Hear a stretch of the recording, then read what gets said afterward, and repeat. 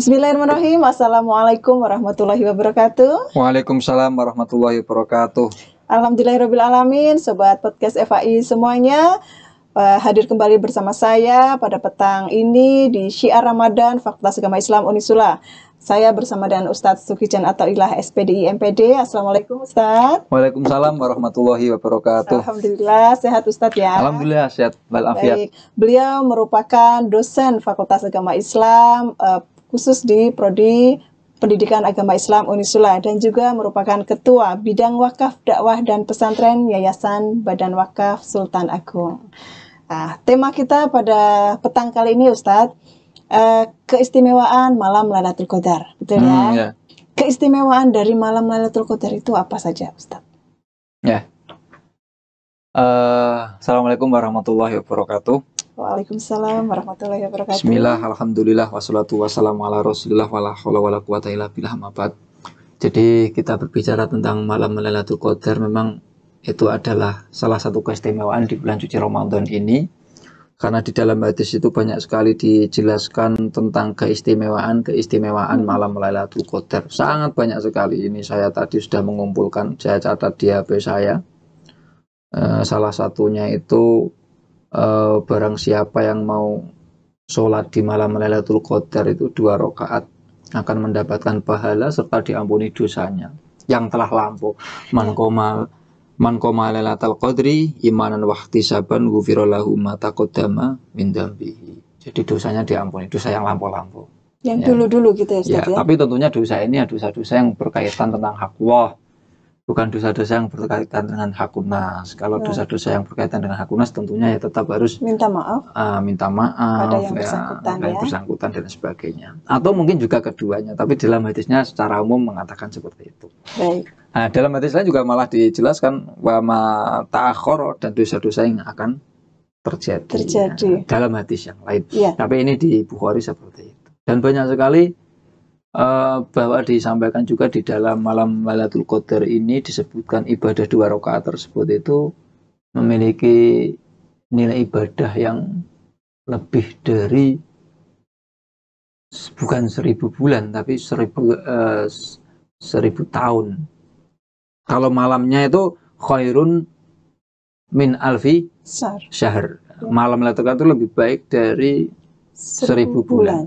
Nah, tapi ibadah di dalamnya itu melebihi ibadah 2 rakaat di malam Lailatul Qadar itu nilainya itu melebihi jihad selama 1000 tahun. Dan ini memang memiliki kisah. Dalam satu kisah dijelaskan itu pada zaman Bani Israel itu ada waliullah, waliun min awliya ilah atau walinya Allah itu namanya Sam'un. Sam'un ini kalau dalam kisah kekinian itu namanya Samson itu Mas. Ya, Samson itu bahkan dirinya itu satu-satunya orang yang beriman di era itu. Dalam satu negara itu semuanya kafir. Yang iman itu hanya Sam'un.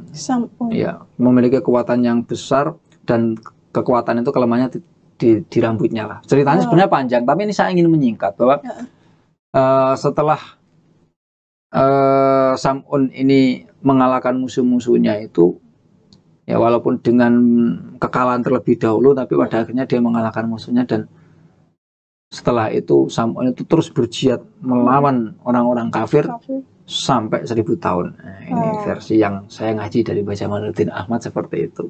Nah, kemudian Kanjeng Nabi itu mendengar cerita tentang Sam'un ini tuh merasa kepengen memiliki ibadah yang lamanya itu 1000 tahun. Tetapi Kanjeng Nabi menyadari pula bahwa umatnya Kanjeng Nabi Muhammad ini tidak seperti umat-umat yang terdahulu yang fiksinya kuat, ya. Usianya tidak sampai segitu. Tidak sampai segitu.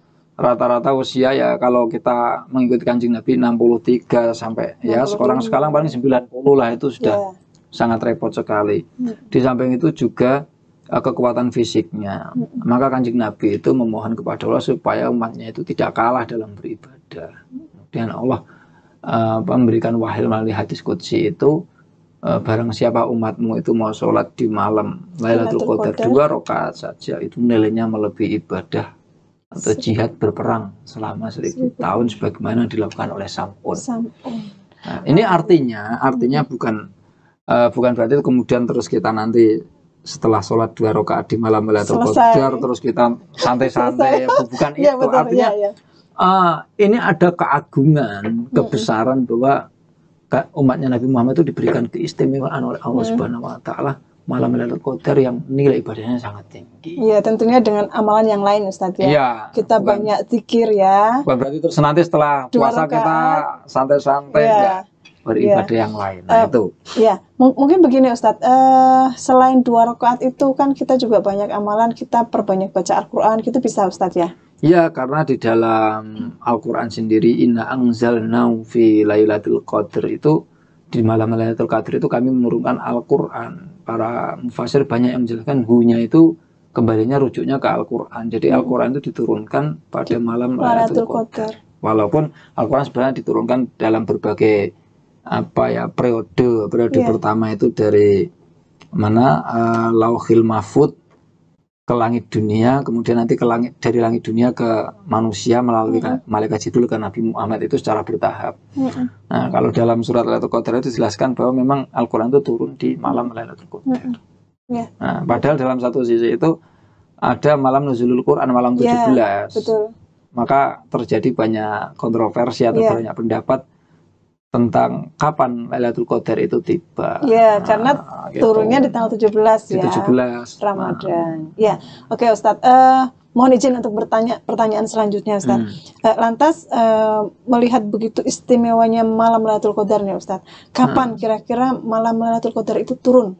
Mungkin bisa diprediksi, mungkin kapannya, biar kami itu persiapan Ustadz. Ya, ulama banyak memberikan pendapat ya, tapi yang paling masyhur itu dikutip dari berbagai hadis ya 10 hari terakhir, terutama yang ganjil, termasuk itu ya yang disampaikan oleh Imam Syafi'i dan ulama-ulama yang lain. Tetapi juga ada pendapat yang menarik, lebih rinci lagi, yang disampaikan Imam Ghazali dan ulama-ulama lain. Itu terdapat dalam kitab I'anatul Thalibin juz 2 kalau nggak salah itu. Dijelaskan bahwa Imam Ghazali dan imam-imam yang lain itu memberikan ciri-ciri atau tanda-tanda kapan datangnya malam Lailatul Qadar itu. Nah, menurut beliau ini, menurut para ulama termasuk Imam Ghazali ini, jika awalnya itu jatuh pada hari Ahad atau Rabu, maka Lailatul Qadar jatuh pada malam ke-29. Oh, begitu ya? Ya, ini nanti rekamannya saya diulang-ulang ya. Jika awalnya itu jatuh pada hari Senin, puasa pertama itu kok hari Senin, maka Lailatul Qadar itu jatuh pada malam 21.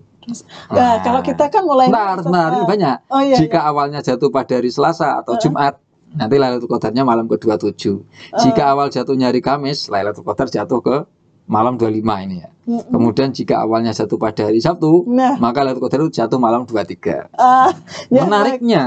Menariknya adalah Syekh Abu Hasan Asyadzili ini berkata bahwa semenjak saya menginjak usia dewasa dan mengikuti petunjuk ini, itu Syekh Abu Hasan Asyadzili ini tidak pernah meleset dari jadwal atau kaidah tersebut. Abu Hasan Asyadzili. Kalau kita sendiri kemarin kan puasa Ramadan itu kita mulai hari Sabtu kalau tidak salah ya Ustaz ya. Kalau menurut riwayat ini nanti turunnya malam 23. Tapi benar, ini ada lagi dalam kaidah lain, dalam Khasyiatul Jamal. Dalam kitab yang lain versinya berbeda. Dalam Khasyiatul Jamal itu disampaikan jika awal puasanya itu hari Ahad, berarti malam ke-29. Ini kemarin kita hari apa? Sabtu. Sebentar, kalau di Khasyiatul Jamal itu jika hari Rabu maka 27, jika hari Kamis pada 10 hari malam ganjil.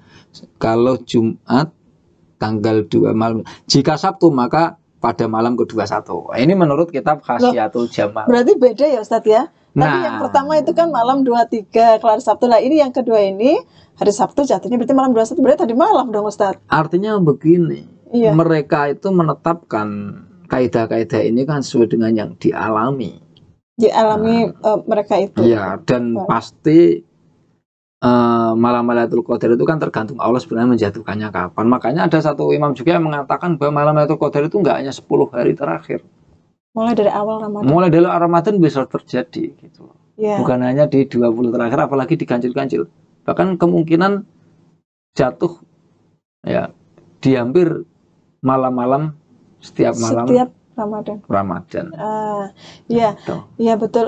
Kemarin sih saya sempat ngobrol dengan petinggi di Muhammadiyah, Ustadz ya. Beliau ini menyampaikan, loh kita itu mempersiapkan Lailatul Qadar itu ya dari awal Ramadan, bukan hanya 10 malam terakhir. Memang beliau menyampaikan seperti itu, ya kan? Kita persiapkannya dari awal Ramadan, begitu Ustadz ya. Baik Ustadz. Kira-kira mungkin apa mungkin Ustadz ada ciri-ciri tersendiri mungkin dengan suasana yang bagaimana, hujan, rintik atau cerah atau bagaimana, ada tidak Ustadz kira-kira?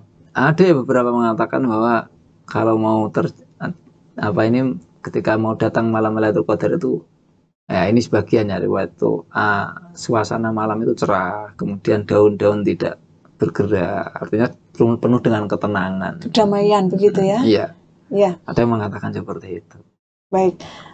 Baik Ustadz, terima kasih ini Ustadz untuk perbincangan kita pada syiar Ramadan Fakultas Agama Islam Unisula petang ini. Semoga kita bisa bertemu di lain kesempatan. Amin. Baik Sobat FAI semuanya, insya Allah ini sudah mulai masuk ke 10 malam terakhir Ramadan, dan semoga di 10 malam terakhir Ramadan ini kita bersama bisa semangat untuk menjemput malam Lailatul Qadar, entah kapan turunnya. Semoga kita sudah mempersiapkan di awal Ramadan, karena Lailatul Qadar merupakan malam yang begitu istimewa untuk kita melakukan berbagai ibadah. Amalan ibadah kita digandakan pahalanya, dan semoga kita menjadi sebagian dari umat Islam yang beruntung dan mendapat keberkahan.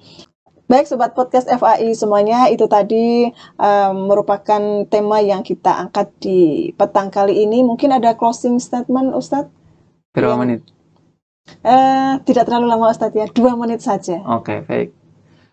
Baik pemirsa atau Sobat Podcast FAI yang dimuliakan Allah, malam Lailatul Qadar itu menggambarkan kepada kita bahwasanya Tuhan memberikan nikmat yang khusus kepada umat Nabi Muhammad, malam yang spesial, yang keistimewaannya melebihi malam 1000 malam, apabila itu di total itu lebih dari 83 tahun 4 bulan kalau nggak salah. Itu nilai ibadah di dalamnya memiliki nilai ibadah yang sangat tinggi, namun bukan berarti ketika kita sudah menemui malam Lailatul Qadar kita memiliki nilai ibadah yang tinggi kemudian di tahun-tahun berikutnya kita bersantai-santai, bukan. Tetap kita menjadi orang yang selalu memburu ridho Allah melalui ibadah-ibadah di setiap harinya.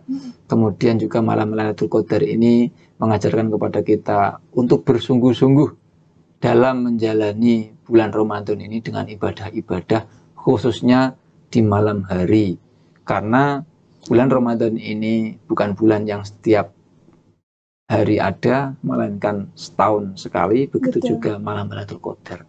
Jadi pada intinya Allah mengajarkan kepada kita untuk memanfaatkan malam bulan Ramadan ini dengan ibadah yang sungguh-sungguh, terlepas nanti itu jatuh tepat pada malam Lailatul Qadar ataupun tidak. Terima kasih atas waktunya Ustaz. Ya, sama-sama. Mari kita tutup pada pertemuan kali ini dengan baca hamdalah. Alhamdulillahirabbil alamin. Wassalamualaikum warahmatullahi wabarakatuh. Waalaikumsalam warahmatullahi wabarakatuh. Terima kasih Ustaz. Ya, sama-sama nggih.